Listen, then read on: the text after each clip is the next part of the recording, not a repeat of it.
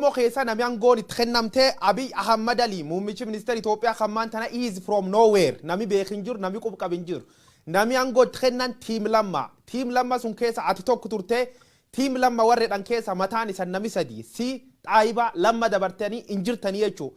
Tiim lammaan ees dhaq yoo du'ellee bakka waal isa uummati nagar maalti san mudate. Tiim lammaa ka inni diigame gaafa lammaan aangoorraa kudeetaadhaan bu'e. Fonqolcha mootummaatu lammaa magarsaa irra gaggeeffame. Kana namni sirriin gadi qabee hin beeku. Silaa akkaataa seeraa fi heeraati wanni kun lammaa magarsaa caffee Oromiyaa dhiyaatee iyyata galfatee iyyanni isaa ragga'uu qaba ture. Akkaan. Ragga'uu qaba ture caffeedhaan.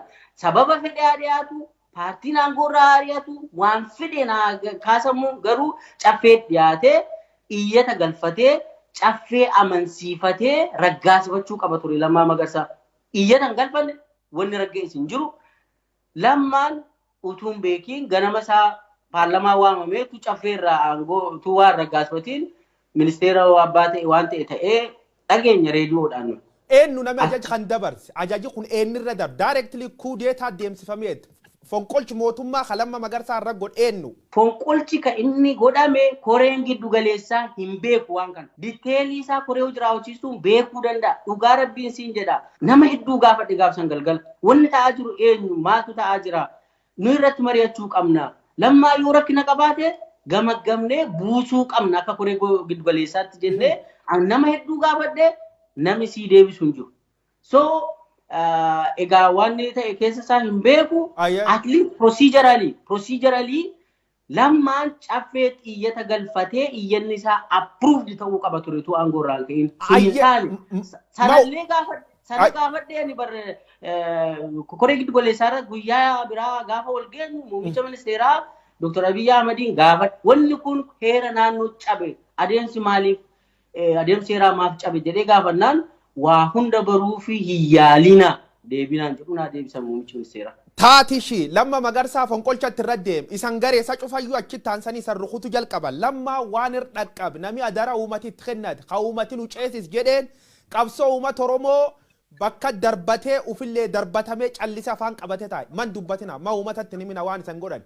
VOA irra taaseera gaafii uummataatu nurra jira ammarraa kaasee dafee tuunaan galiini kootiin jijjiirradhu kootii uummata Oromoon uffadhee jira ammatti kootii kana ofirraa baasee kootii Itoophiyummaan uffadhu jedhee viidiyoo VOA irra haaseera. Haa ta'uutii gaa itti aansee maaltu ta'uu qabaa waan jiru saffisaan wanni baay'een deemee ni mari'anna ni furraa ODP hin diigamu ni mari'anna akkaataatti pilaatfoormiin dhimma Oromoo irratti mari'annu ni jiraata. Maal waan jedhuun utuma wanni kun deemuu dubbiin garan taane deemee jechuudha. Ayyam wagga lamaafiyyuu deemuu jirra naannoo lammaanuu eegan gorra guffameef wagga tokkoof wacaale jira isaniin cufti eegii piippi keessa dhiibamtanii baatanii turtanii jirtan. Ab lamma magarsaa namoota hedduun man keessatti hidhame turee jedha namooti kan kee ganatti dhumne namooti hedduun lubbuun hin jiruu jedha lammaan qub wal qabdu yaadii samaan qabsoo uummata Oromoo labbuusa akkanumaan dhokachuu moo gad ba'ee uummata Oromoo waan hin qaba. Manuma taa'aa ture. Yeroo quban qaba natti mee ture mana sosocho'iin akka jedhameen wanni baay'een ta'e amma biyya keessa waan jiru natti hin fakkaatu. Ayye kaan ammoo siif lamma magarsaa ilaachise gizee hedduu wanni kaasan lamma magarsaa gamma iskoort goomma godhatee itti fayyadamaa biyyi yoo ammaan achi cabee lamma qabatee fuuldur qaqqabe nu sobaa jedhan lammaan dhugumaan dhaab kan keessa ari ammoo diraamaa fi boroduuf keeyyatan. Doktar diraamaa jira. No. Lamma baay'ee akka diina tokkoffaatti dhagan. Baay'ee amma engadda kana eegdonni lamma hidhamaniiru galaanitti sassaabamanii hidhamaniiru. Sababa callisaniituma. Anyways maal siin jechuu fi lamma akka diinaatti ilaalu yoo nurratti ka'e nu burkuteessadhanii eegaa turani lammaanii jechuun baay'ee sodaatu waan ta'eef jechuudha. Wanni isaan amma isaan diraamaadha maaloodha jedhan natti hin fakkaatu.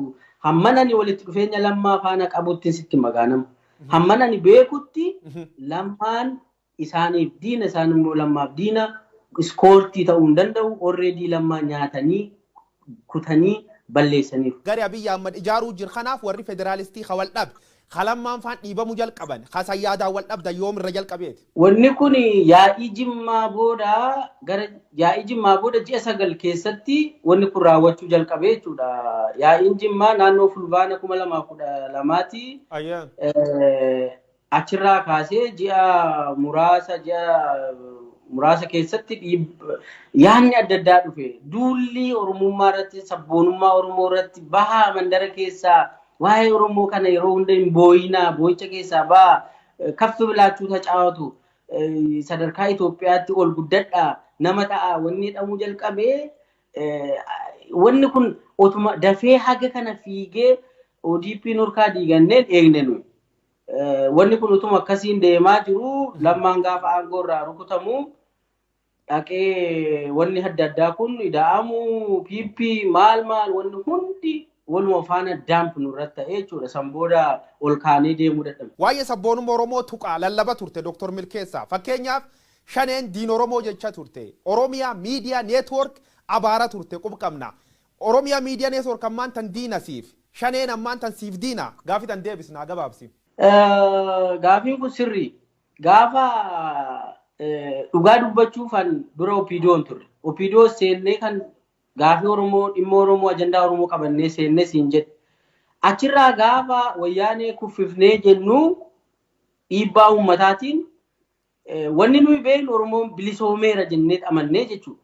Oromoon bilisoomeera Dr. Abiyyiin finnee masaraa galchineerra Oromiyaa kan harkaa qabu Lammaa Magarsaati waan feene teenyee akka furachuu dandeenya nama kan faanayyuu jennee waan yeroo sanitti amanneef jecha bilisoomneerra jennee waan amanneef jecha OMN qofa miti waboo qofa miti abaawos kaafaawos namoota dhuunfaa hedduullee irra duuleera san yeroo sanatti akkaataa bilisoomneerra jedhee waan amaneef wanni biraa nu barbaachisu waraanni nu barbaachisu jedhee amane yeroo sana sanaaf jecha waa hedduu hararra dhaabadhee yoo laalu akkaataa gaafii keetiin sun dogoggora an bakka san hin jiru waan dogoggore saniifuu hundaa'u kan mufachiise redhee waan an amanuufi asumaanuu yoo naa eeyyamte dhiifama gaafachuun barbaada. Ulfaat Dr. Milkeessaa wani dhiifam caalan jirtu erkan kee dhumna dubbi lafa seenna Dr. Milkeessaa gaafiif deebii BBC Afaan Oromoo waliin gooteen economic zone lafa Oromiyaa ciranii mootummaa naannoo Amaaraa dabarsuu jiran jettee gaafiif deebii goote jirta. Eegis suni haal jajjaba kee seenu kan kee qaba. Lafa Oromiyaa ka ciramte jira ka PP'n gurguratti. Eegi OPDO irraa ODP jijjiiramte achi ammoo PP dhufte lafa Oromiyaa gurguruu jirtu OPDO'n. Humni addaa naannoo Amaaraa lafa hektaara 270 asseenee lafa Oromiyaa keessa qubatee haga har'a waraana qubsiifatee jira. Naannoo Shanoo asii laga xaafoo raachi dabartee naannoo Shanoo aanaa Qimbibiit magaala Shanoo naannoo sana humni addaa asaaminoo xiggeen fidee qubsiise haga yoonaa hin baane darbeeyyuu lafa sana investimentiif naannoon Amaaraa kennaa jira. Kana soba mitan waanan bulchaa ture waa irra taa'ee nama hundatti mera even haga naannoo Oromiyaa darbee federaalaa Republican Guardii hooggantootatti illee wanni kun rakkoodha. Humna asaaminuu kana kaasaa asirraa jedhee hin kaafne haga yoonaa lafi sun naannoo Amaaraa qabatee jira. Investimentiif kennaa jiru seeraan ala sirra uummata qubsiisaa jiru. Tokko kan lammaffaan immoo ijaarsa seeraan alaatiin naannoon Amaaraa fi Finfinnee wal tuqeera. Naannoo Koyyee Facceetii kaastee harka gadii kibbaa laga xaafootii lagdi tokko akkas deemteetu dhaqxee karaa Minjaarinaa Shonkoraa maalitti seenti beeyta. Sanarra qubsumni haala ajaa'ibaan dhufee Finfinnee ibsaan galee fi bishaan galee fi karaan tolfamee fi wal tuqee jira. Laga keessa bataskaan ijaaramee fi seeraan wanni kun sirrii miti jennee gaafa nu ijaarsa seeraan alaa irratti tarkaanfii fudhachuudhaaf gaafa nu jalqabnu adeeppaa faana waliin nu qabanii adeeppaan mataa nurraa rukutee sanbooda waan adeeppaan jedhe hunda raawwachuu jalqabna. Ijaarsa seeraan alaa diiginaa dhaabaa jedhamee hidhaamne.